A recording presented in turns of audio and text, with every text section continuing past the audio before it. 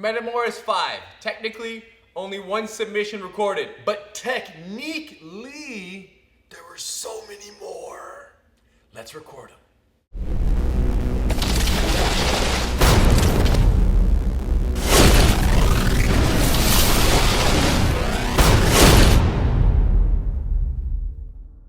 Gary, Tonnon, Zack, Maxwell. Talk about it. It looked like a really fun match. Right. I have not rolled with Zack personally or Gary, but I know that Zack. I've rolled with Zack. He's very good. Somebody who just, he's been training for years. And he's solid. And even though he's got amazing control and rolling in practice, he also has techniques that create movement when he competes. And Gary's style, 100% attack all the time, every position, nonstop.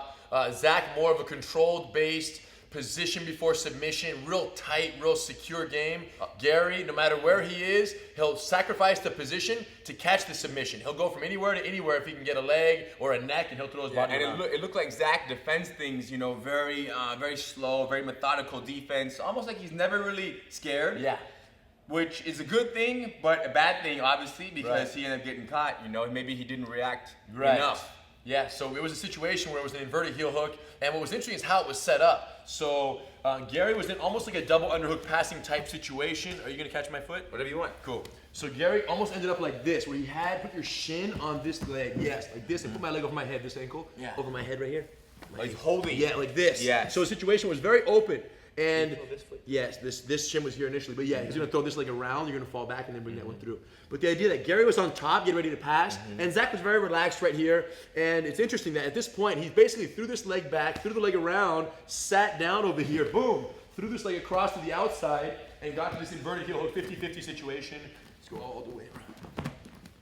Got to this situation. It was just so cool to see how Gary was on top, was advancing, and after he already failed 2 or 3 heel hooks already.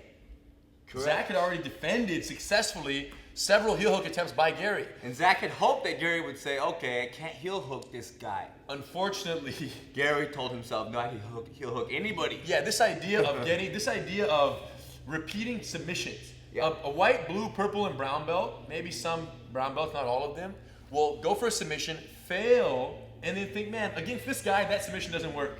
Well, especially when you know how they defended it, right? And you see that it wasn't anything so spectacular and that you could possibly, stop well, I'm saying most people don't try the same submission multiple times. Of course. Because a failed submission in their mind is, you know what I'm saying? It's a failed submission, and that person has your number, so to speak. But the problem is at the highest level, failed submissions are not discouraging. They're encouraging. Because you have now learned that opponents escape patterns and behaviors. There it is. And you will use that again. So for sure, Gary adjusted and recalibrated his attack based on Zack's successful defense of the previous one. And based on his past experiences with other people who he's trained with, he knows that this is something he's good at. He can do it. So he might as well be here. He had his legs locked to the outside over here, and at this point, they didn't have, Zack did the perfect defense. He controlled this wrist right here, knowing that as long as Gary's hands don't lock together, he can't apply enough pressure to break. The challenge was, at this point, eventually, Gary brought this foot kind of in front, which I do all the time, right? Because this leg's keeping my leg trapped. If you bring that one near my chest right here, put it in tight, and break my grip. Yeah, you kick away. Yes, it's possible to use this foot to separate. Go again. So just the idea of stepping right in my freaking sternum right here, breaking my grip, now locking it up. Now, at this point is when Zack tried to roll. Keep this now back down in tight legs. He tried to roll, stretch your hips right now, start to arch and pull. And he taps. Can you roll out of this roll? Yeah, but only if my hip and my knee can roll by itself without you following it. Like, loosen up here. Got it, so of course. So if I can get all the way over and my knee to the mat, I'm safe. Go back. The problem is if your thighs are freaking death grip right here, as Gary's were. Thighs pinching, hips up. And these legs over here, Gary's legs, stuck to the hip. So we're gonna roll a couple times, but don't squeeze. Correct. So the idea of together. the friction, together. This stays almost straight in your legs a little more. Yeah, connect right there. Yeah, look how his feet are connected. So my knee's never exiting the party. And at any moment, if he don't just drive his hips right here, I'm done. Twisting the heel across and driving. And you feel that in your knee? Yes, big time. Now come back up. So what we share with some students here is the idea that when you have this grip, and I think Zack might have used this defense in the first couple heel hooks or something similar, but the idea that when you have the wrist controlled, this is only good as long as you have it. As soon as you let go of this, he's gonna catch the heel and he's gonna finish it. So you're basically 1 step from being submitted. You want to remain 2 steps from being submitted, or 3 or 5 or 50, ideally. Okay? So when you have this grip broken right here, for our friends out there watching who have ever been in a similar situation, instead of just holding, what you want to do is hold and free this foot. Now, depending how he's holding it, there are different methods. You can slide your foot and kick his fist right here and open it up. But if he's real close right here, it's hard to get in there sometimes. So let's roll this way. Let's roll back. Should put our like this way. Yeah, you guys, this is called the rabbit hole defense. At this point, instead of trying to get the foot off my heel, you take the other shin and you actually insert it in the rabbit hole. Okay, now it doesn't look like much right now, like, oh, the heel is still scooped. But now, if this hook stays and I straighten this foot, why does that work? So my arm can accompany your Yes. heel. Get your leg out of there real quick. So just move it now. I can kind of go with it. Yes. Got it. So my elbow, it's like a stopper on It's my like elbow. a little speed bump right there for his elbow. So this doesn't allow him to go with this. And now that I've used the rabbit hole shin block right here, one, and you straighten the other one, he doesn't have the heel anymore. Now what can I do? I can triangle my legs. I can go into like a modified spider guard here to try to free my foot and then eventually get out and get up and go on top. So many other heel hook defenses we've shown in other breakdowns, but sticking the foot in the rabbit hole is how you free. While you're controlling the wrist, you got to freaking free the brother foot and then start to scramble your way out of that situation. Is one defense that came to mind in that particular situation. And I'm sure Zack knows this, but you know, the scramble of the situation, he thought he could roll out the other way, and the legs were a little tighter than anticipated. All by way of saying, if you guys ended up in that same situation, the roll is great if you get it. Yeah. It's a high risk, high reward. It's a gamble. And if you get out, you're gone home free. The risk of this move is you free your leg with the rabbit hole like this, your leg is not out. You're still in the bear trap right there, and it's just a matter of time before they scoop your heel again, unless you can open up, clear the leg, and then eventually get out. So it takes longer, but it's more secure. The other one is faster, the roll, but it's more risky. Because if you don't get it, like we saw, you're getting tapped because your belly down, your legs extended. Takeaway from the whole lesson is that both Zack and Gary are comfortable with leg locks. Right. And people these days, you know, a little bit ignore foot locks and heel hooks and knee bars. So both of them play with it. Even though Zack got caught, he's not, you know, it's not a new thing to him. Yes. So take Very that comfortable. and go learn them yourself and train foot locks. Trust us, they're going to be there to either help you win or, you know, defend against somebody's attack one day. That's what's up, you guys. Next match was Vinnie Magalhães against Matos Denius, and that match was very much Matos was the replacement for Kevin Casey, who had an injury in his leg and couldn't fight on short notice. So they brought Matos in. They found the guy. They brought him in from New York, one of Marcelo Garcia's students. Talk to me. A little too much thinking went down in that match. Yeah. Right? A little too much, like, A lot of stand-up, yeah. standing for too long. And I wonder what you can do about that. It's like 10 minutes of standing up. Like, there's not even points for takedowns Yeah. or for getting side mounted or mounted. Yeah. It's tough. There's not Just much say, you can do. can the event create something to where after you're standing for 5 minutes, we can go somewhere else? I don't know. I don't know the answer. Something has to happen because there's too much thinking, there's no points, and Well, you would assume that the fighters themselves say, okay, since there's no points for this, let's get the freaking party started. Let's lay down and let's go to work. You know, someone pull guard, someone lay down, someone let someone side mount, someone let someone mount. and Vinnie eventually pulled guard. Yes. And if he didn't pull guard, Yeah. it might have been 5 more minutes 20 minutes of standing. something. Yeah. There has So- to be, you know. So we didn't see as much attacking as we'd like, as much submission attempts as we'd like there. Although it was a good sign. I mean, Matos obviously to go with Vinnie and be able to defend, and Vinnie's a world-renowned black Correct. belt. Matos is climbing the ladder, so great display of technique nonetheless. And even though nothing happened, it's almost like in order for nothing to have happened, a lot had to happen. Correct. That's always very impressive, right? So a lot of people don't see it that way, but we And definitely do. Mateos went for a really nice single leg to, like, he tried to lift the leg, a little takedown. Like, he almost got on Vinnie, but he didn't get it. But even though he didn't get it, it was still exciting to see him get, you know, 70% into the takedown. So then we had Keenan Cornelius versus Yuri Samoins, and a lot of scramble. Great fight back and forth with the gi. A lot of attacks, a lot of submission attempts, a lot of sweeps, a lot of ground. They just kept it moving. It was a very, very. Yuri's pretty leg lock savvy. Yes, he's very leg lock savvy, very comfortable in the exchanges there. So he went for the legs a couple times. They ended up in this upside down guard, and He's going for the knee. yes. So you're here. You're upside down guard. Boom. Upside down mount. Upside down guard with you, yes. And then from here, you get this leg here. Boom. Boom. caught Keenan's leg like this, pretty tight. Bring his leg through, caught Keenan's leg pretty tight, and it was pretty deeply extended. A lot of people didn't understand why it wasn't breaking, but Keenan did a little explanation where he explained why it wasn't working, and the reason was this hand of his, the bottom hand, went inside and grabbed onto his own shin right here. Okay, and he used his other hand to support it as well, and the idea is if the person is pulling on the heel, pulling the Achilles or the heel right there, there's no way that the pressure, if my arm is here, is in on my shin, and I'm straightening this arm, right, like this leg out, if I'm doing this, pressure's gonna go here, but it's not gonna go here. And when it goes here, where does it distribute to? My shin. So it doesn't actually go to my knee. So it was amazing to see how deep and how nasty the knee guard looked, but it wasn't actually that bad. He was totally fine. Did you notice this? I saw his hands in there in the moment, yes. I didn't understand that inside hand, that this hand was inside the leg straight like this on the shin. Got it. But it looked like he was almost like his hands were in here fighting on the hands and like preventing him from like either putting too much pressure. Got it. But now I realize that this hand on the shin right here being extended, go ahead, pull it here. Yeah. It's very difficult for you to apply. I don't feel any pressure on my knee because it's all going into my shin right here.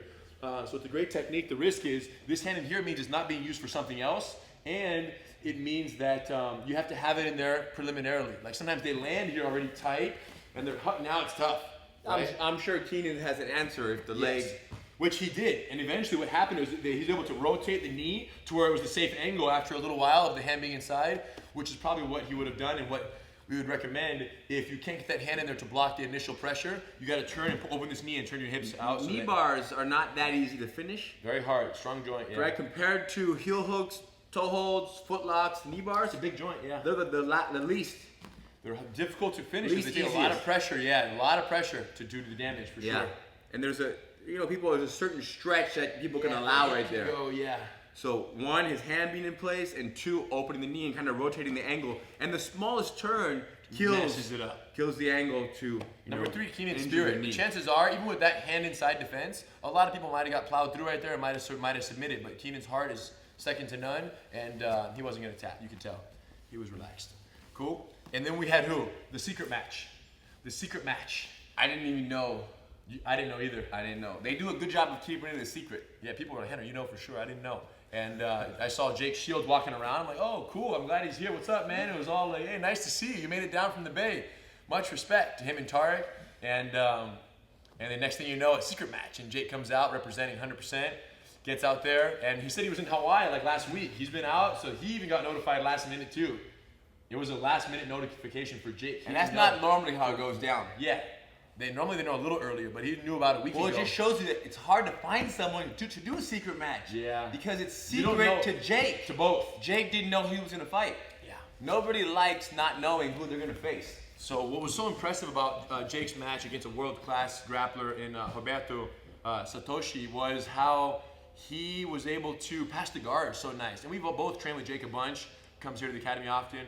And Jake's guard passing is one of his strongest attributes, and he displayed it no-gi beautifully. He does it in MMA, he does it here, and he did it against a great jiu-jitsu practitioner. So his strategy is nice. He stays low. He doesn't like to create that much space. He's very much here or here, like very much hugging the person's hips. Keep his head in the center. He'll move his hips back a little bit, and then what he'll do is he'll look to get this knee up and in. He'll try to split you right here. Now, if you don't do anything right now, this knee is coming through very heavy. So what's your move naturally going to be? Shrimp out either way. Get your hips all the way. Go, go, go, go. Make space and open guard. That's what you want to do, okay? Now, because if you don't, my knee's coming right through, and they're going to carve, and they're going to pass. So once Jake's knee enters, right, so he's here, holding, blocking, boom, stands up, brings this knee in, comes back down. He does such a good job of keeping this pressure right here. So at this point, he steps out, boom, over, steps around, and he's just very tight. This pressure here is so nice. And then from here, Roberto was able to push him off, go, go, go, get all the way out to the open guard, boom. And then he re-engaged, boom, he can't come around again. Yeah. It's so tight. This control over here. Is his elbow on the ground? Yes. At times, right? Holding and hugging so tight over here, his whole body, Yeah. his hips right here. So no matter what, if your leg touches the ground, he's coming around and he missed. Just really controlling the hips and bringing his legs around the corner. Yeah, it makes sense. You control someone's hips, you control them. And he did that perfectly against Roberto. We were very happy to see that. Almost went for a couple arm triangles from the mount. Mounted beautifully, almost got the submission a couple times, wasn't able to close the deal. Yeah, it was easier to get from guard to side mount. I'm sorry, more difficult to get from guard to side mount than it was to get from side mount to mount. Yes. From the side mount to the mount, it was a very easy step. Right. No problem. And it's interesting how, like, you know, people fight so hard to avoid the side mount and the mount. This fight and others fight also, other fights. And when they get side mounted or mounted, they usually escape with some ease. Right. Because it's no gi, and the people know how to escape side mounts, and they know how to escape the mount. I just wonder why fight so much to avoid the side mount when we're both wearing no gi. Yeah. The chances of Jake submitting him from the side mount, like in the first time getting there, are very slim. Right. Well, So it's almost a little more efficient at times to even allow a side mount. Save some energy. In my opinion, allow a side mount, and then trust your technique. You know you're going to escape. That's the only problem. You're going to escape. That's the only problem is how good is your submission counter strategies from worst case scenarios, mount defense, side mount defense. If they don't have immaculate submission counters and safe hands, and they're only used to playing guard, and well, you see what I'm saying? When their guard gets plowed through, they panic and they give up submissions. Then they don't want to get side mounted at all costs. Well, I feel like every athlete in Metamoris is better than they think they are. Meaning they get side mounted and mounted. It happens organically. Right. And they escape all the time. There's amazing escapes happening in Metamoris. But yet there's so much resistance to landing where they're always escaping. Yeah, it's scary, bro. Because you're no doubt at bottom of the mount, you're closer to being submitted than you are if you're bottom of the guard. There's no shortcut to that frame of mind. That's just what it is. Yeah. You're closer. You're closer. But now, is it more energy to keep someone from passing the guard sometimes than to be down and defend and survive side mount bottom? It is more energy. But at the end of the day, you're further from the submission. And they're just, you know, the only thing more important than winning is not losing. You agree? Of course. That's jiu-jitsu is survival. Rory McDonald, JT Torres. Everyone was shocked to hear that Rory McDonald was going to come from the UFC, do this. He has title fights coming up. I mean, he's a very active top tier fighter in the UFC. It sounded like he was going to be smoked. Yeah. Like JT was just going to run through Rory McDonald and finish him in 1 second. Right. Almost like how Andre was going to just run through and smoke Tonnon. Yeah, that was the impression. And it's crazy. Like the reason Rory's not #1 contender for no reason. Right. Right. He's trained. Not fighting amongst the best because he, you know, golfs all day. Right. So we can't underestimate him. And we can't underestimate Tonnon because he's been training for 37 years. Yeah. Back to the fight though, Rory did get caught in one nice little Kimura. Got caught in a nice little Kimura, and Rory went for submissions on JT. He threatened him with heel hooks, with leg locks, with the flying armbar that he tried, the scissor heel hook attempt that he tried. Some people didn't even recognize these things, but there was a time where they were kind of standing, but I feel like Rory was kind of down. Like, I think Rory pulled guard right when he did, JT like put a knee on the ground or something, but he jumped, boom, and he went for this, and then the arm pulled out, right away, and he kind of got out. But Rory's diving these things from the bottom, a lot of butterfly lifts right here, where he would pick up, boom, shoot these legs through and kind of catch and go for heel hooks over here, and then they would end up in these heel hook exchanges. So did a lot of leg lock wraps from the bottom. Yeah, guillotines, couple nice guillotine attempts, but this Kimura attempt. So past the guard, boom. So JT passed the guard, got here, stepped over, boom, and crossed his legs right here, right away, threw this arm under, locked this up. Rory bumped right here, JT fell, lost his balance, still had his feet crossed right here. And at this point, a lot of people were very worried right here. Yeah, it looks bad. My neck is caught, my arm is stuck. But there's no pressure here. I can't do an arm bar because I don't have my bottom leg across Tonnon's body. I can't do a Kimura because I don't have a position to range of motion to really roll the Kimura. So as long as my legs are locked, I can't get up. So what JT did is he unlocked his leg, he brought out the bottom leg, he put his hip up, and now is when you should start worrying. Because if this elbow goes up, you're done. But instead, Rory muscled his arm to straight and then to north. And this bend it north. And yeah. just like 2 inches north is safe, enough. 100% safe. Especially with your hand. Now you might, 100% safe. Go back. So when you're in this situation here, number one, you can't let the arm straighten. If it straightens, freeze. Straighten.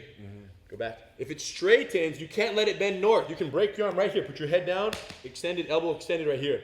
But if he bends north, it's pretty much a lost cause. At this point, all you can really do is switch hands, come under, grab this. But even this squeeze right here is going to be difficult because I don't have my hips in a position where I can slide his hand down very easily. So I would probably step off at this point. Boom. But that's wishful thinking. Yeah, and then it's going to be a crazy scramble and you're good. Especially, Rory's a strong guy, you know?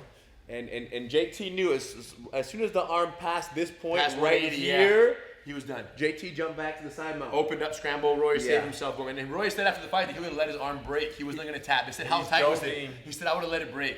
Yeah, and just to be clear, he was joking. At least we think. He didn't tell us. He's joking. He's professional. His arm is pretty valuable. I don't think Dana would have been too happy to hear that he would let his arm break. So to disclaim it for Dana, we're saying right now that he was joking, even though he might have been telling the truth. But it just goes to show Rory's warrior spirit. Went in there, fought beautifully, neutralized amazingly world-class jiu-jitsu in JT Torres, and had some threats of his own. It was a great scramble. I mean, for the last half of the match, it looked like he was on top, passing, putting pressure, and JT was pulling guard more. So it was a very fun match, very fun. I think a lot more competitive from both sides than most people expected. You know, but I don't think it was a surprise to Rory. I think that he knows what he's putting in. He knows the amount of time he's been training, and he knows that the level of grappling he possesses. Whenever you have these, you know, MMA, UFC fighters that are jiu-jitsu based, and Rory's a black belt. Yeah. So it's sure to be an exciting fight. Mm-hmm. Now we have Renzo Gracie versus Kazushi Sakuraba. Very exciting. The energy in the room was crazy, and it went down. The takedown that took place, they clinched up top. Eventually, Henzo got kind of a front headlock guillotine, standing guillotine situation, and pulled guard for his, you know, famous arming guillotine. Put some pressure, but Sakuraba's head popped right out, almost as if he was expecting it. He was expecting the guillotine, so he ended up in Henzo's closed guard. Closed guard situation here. Henzo kept closed guard surprisingly long. People were like, man, why isn't he opening and working for him? People were like, open the guard, work. Well, Henzo admitted after the match that he had dislocated his knee the week prior.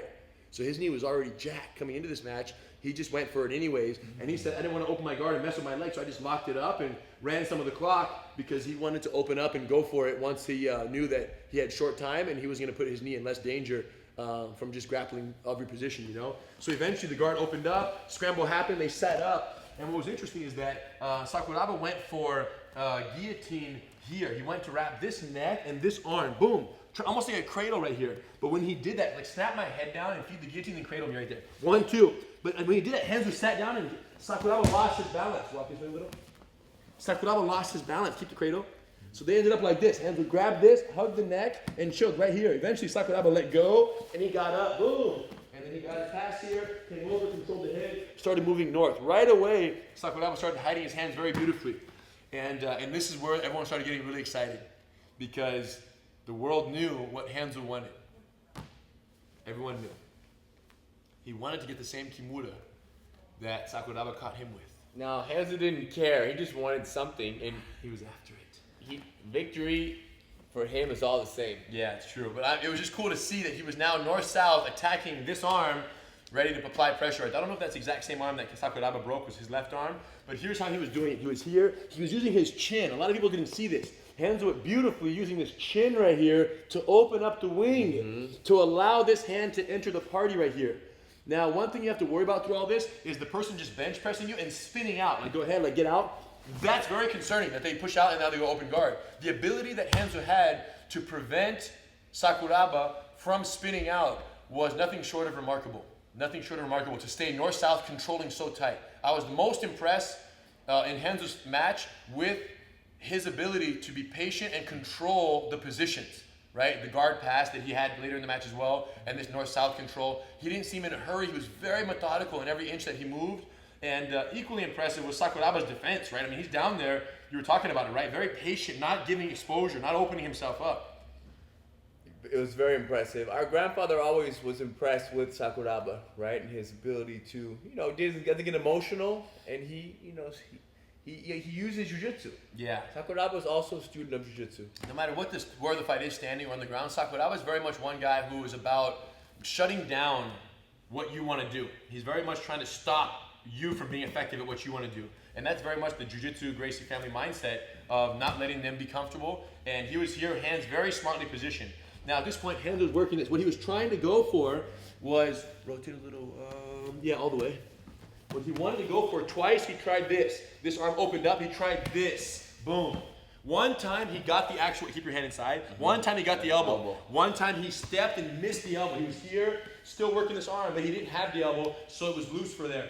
But then the other time he stepped, and this did happen like this. And that's when it was really close. So he was now here, starting to work this arm over here, but then a little bump, a base check, and a reaching up the second, push his arm through, and he kind of scrambled off and lost it there. Because even though the elbow was isolated, the hand was still inside the thigh, right? Put it inside like that. So if he straightens it, it gets out. So one thing that I've been doing a lot from north-south right now that I was gonna wait a lot longer to share with the world because I'm still sharpening it. But it's working so good, and Henzo is so much in the same position that I was like, man, I would love, for the world to know this little system here is this. Typically, people are coming under the arms right here. The problem is that leaves the hands in the optimal position for the defendant. This is what bugs me is this. Whether they're here or my armpits like this sucks. So if you're north-south on someone and their hands are here, here's what I'm doing. Instead of coming in the traditional underhook way where you want to catch the Kimura and then run it back this way, what I'm trying to do here is this. Using my chin not to get the underhook, use my chin to get the, what do you call this? Overhook? No. Yeah, you can call it the overhook today. Boom, whatever this is. Underhook in the arm, we'll just call this overhook in the arm. Okay, coming from the top down. Now you might be thinking to yourself, what the heck is the point of that? Well, the point of that is to get this hand on his ribs on the inside. So now what am I owning? I'm owning the inside position of this arm. Keep this one really tight, don't let me get in this one. And then look, over here, tighter. I do the same with my chin, tighter. I'm in. Keep it to your chest tight. I'm in, got it, palm up entry. Now look, I got these two. Now, at this point, I'm not gonna move. What would you naturally try to do right here? I got your arms flat. I'm gonna get pressure. I'm staying low. I'm controlling you here. Bring your arms inside. Go. Me? Yeah, bring your arm back in. What would you do? Probably come around. Not coming under. So you have to come back inside, right? Go back. So when I do my pry over here, my first chin entry, boom. Second chin entry, and I got my forearms in his head low. And I got these pries right here. As he thinks about coming down, this knee goes in, boom. On his shin, on his bicep. Now on the other side, let's rotate. So now I already have a north shin. This shin is driving over his biceps right here. The other one I still have held. Now at this point, try to go north with your hand. You can't, so go south. My head comes in, my hand comes over. And now look what we end up with. A situation where I have an underhook, a neck.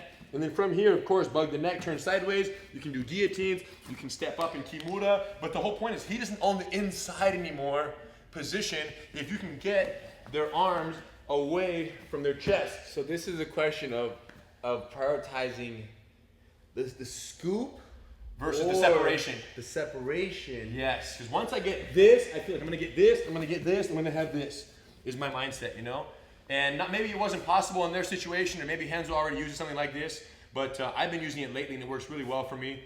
And I just wanted to share it because from that north-south, a lot of people get to that north-south and their hands bugged it, right? What are you supposed to do with these arms?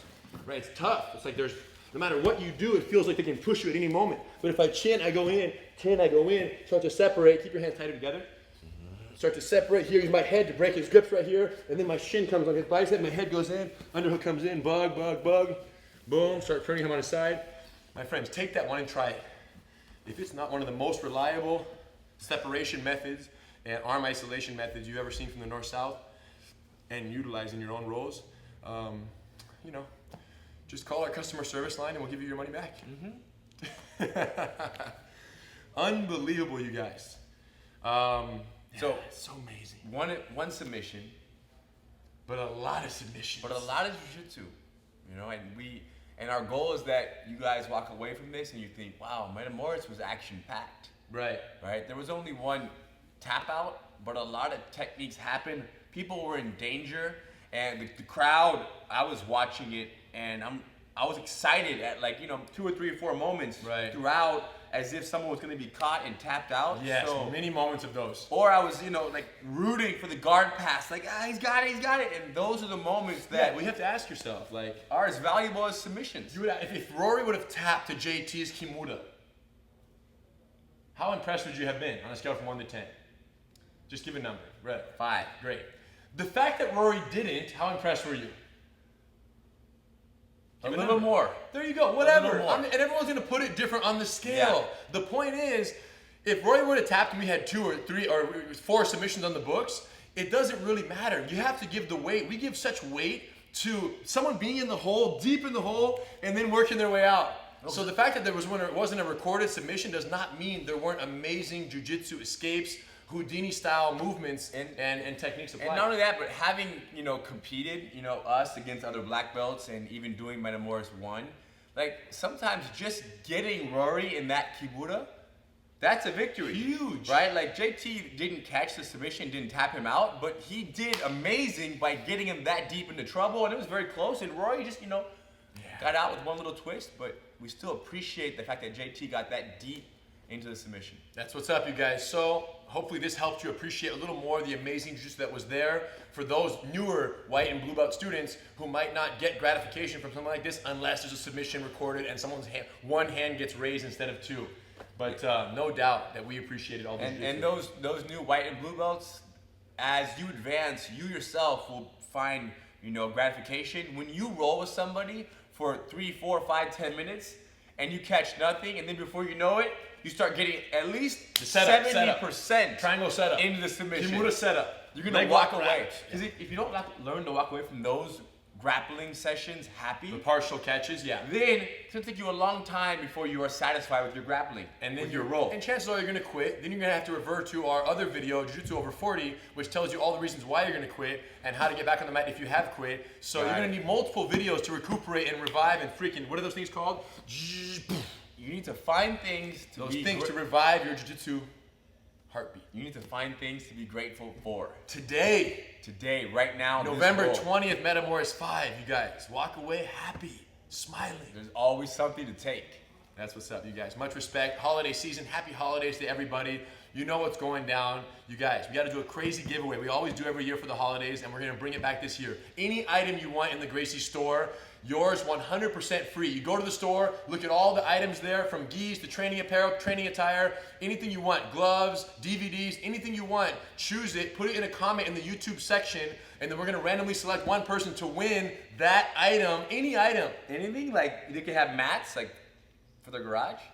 Anything. You guys, and not only that, let's keep this between us, but Black Friday is this weekend, okay?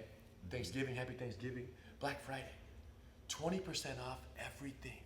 That's not normal. You don't do 20% off. And free shipping anywhere in the U.S. You can. We'll send it to you guys for free. What else do you get? And free shipping anywhere in the U.S. Well, they need to know what other items we got going right now. You guys, this weekend only, the craziest sale of the year. Make sure you guys check it out, GracieLifestyle.com. And for those who don't know, check out some of the new gear that just arrived in the Gracie store.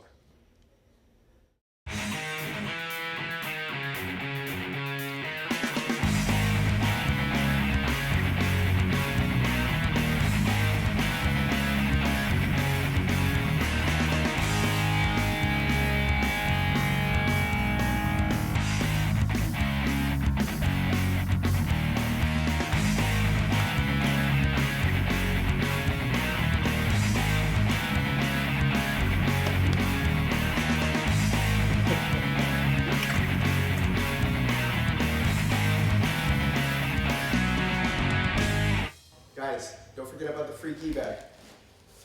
Holy moly. These are free? Free. Dang. Every order gets a free key bag? Free key bag with every order. Wait, so you're saying they can order one sticker for $1 and get a free key bag? For free.